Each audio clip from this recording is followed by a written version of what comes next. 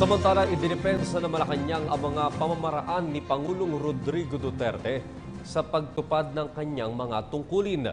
Ayon sa palasyo, kumpiyansa silang alam ng Pangulo ang kanyang mga sinasabi at wala itong dahilan para magbago ng estilo. Lalo't tapat siyang naglilingkod sa bayan. Nagpabalik si Rocky Ignacio.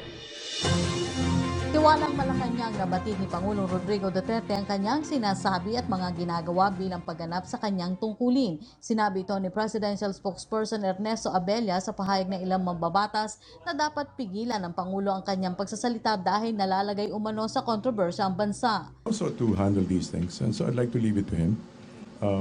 He's a person after his own heart, and he knows how to handle situations. So far, he seems to have adjusted pretty well. Hindi ba? Okay, so ganun po. He's coming out of it. I think he's coming out of it.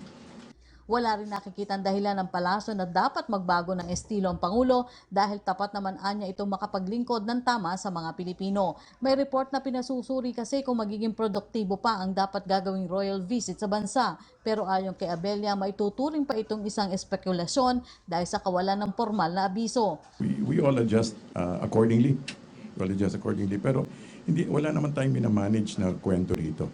Sinasabi lang natin na here is a very unique president. He's a very unique person. He's charting a very according to the business people. He seems to be able to chart a course for the nation which the World Bank has described as very strong and quite impressive. In spite of all the noise. So wala tayong pinapalagpas. Sinasabi ko lang is the way he's handling it seems to be pretty much not par for the course, but he seems to be able to chart a steady course towards progress. Itinuring naman ni PCCI President George Barcelon ang Pangulo na isang mapagkumbaba at tapat sa kanyang tungkulin. The two-letter H that comes to mind, he's humble and he's honest. We've seen on the TV that he apologized. Rarely if you see somebody on top, at high level, that they realize that and they're honest enough to say, I'm wrong. Okay? So with that, I think it's a good sign that he listens. Okay? And the most important thing is with the president, his heart is in the right place. So with somebody who's heart in the right place and who listens, I think the chance for us na umangat tayo is very high. Para naman kay Donald D., tama lang na maipakita sa buong mundo ang independent foreign policy ng Pangulo. Bagamat may sinasabi ang Pangulo sa relasyon ng Pilipinas sa Amerika na natili naman ang foreign direct investment na $7 billion. We have a problem. We know that. And maybe the president is too transparent. But at least, why are we so supportive? Because what you see is what you get. And this is not, and kung magsalita man siya maiksi, what we appreciate most is that on the ground, he is doing things. And this is important for us. This is why he was elected. He is very clear about that. And this is why we continue to support. Para sa PTV News, Rocky Ignacio.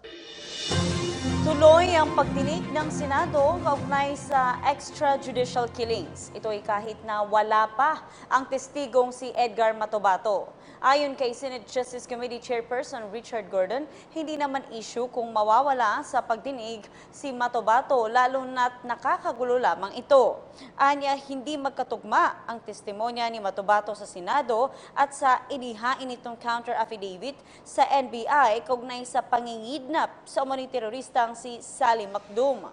Ani Gordon, una, ang inakusahan ni Matobato sa kanyang affidavit ay ang mga militar, ngunit lumalabas sa hearing na ang may kasalanan ay ang mga pulis. Giit nito, tapos na sana ang pagdinig kung hindi lamang magulo ang mga salaysay ni Matobato. Dahil dito, madami ng mali sa ebidensya at nasira na rin ni Matobato ang kanyang kredibilidad.